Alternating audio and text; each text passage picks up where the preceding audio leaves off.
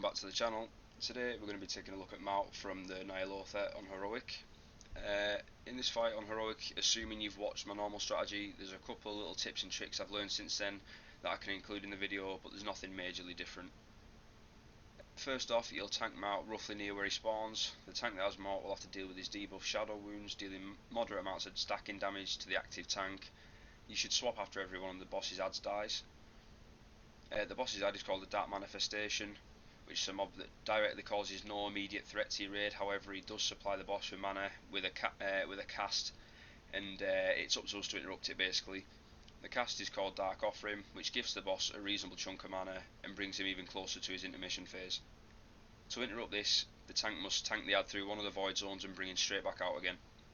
Once the add is dead, you should wait for the boss with his white mechanic to pass before taunting again. The white mechanic is called Stygian Annihilation, which has a fairly long cast time, and to avoid being one shot, again all you should do is stand in a void zone and wait for the cast to go off.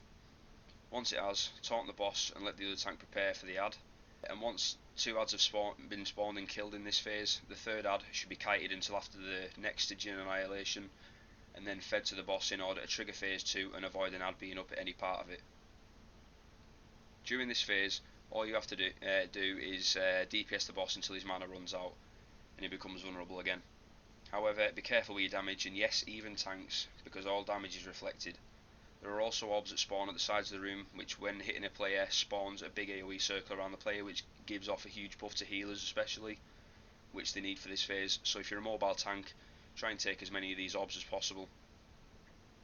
Do all this 2 to 3 times and you should have an easy kill. After the second orb phase, however, assign one tank to take the boss and one tank to take all the adds and kite them in void zones until the boss is dead.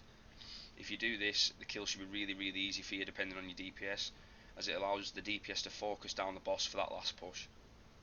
Thanks again for watching, guys. If you enjoyed the video or found it helpful, please do leave a like, and any questions I will answer below. Until next time though, guys, thanks again for watching, take it easy and see you later.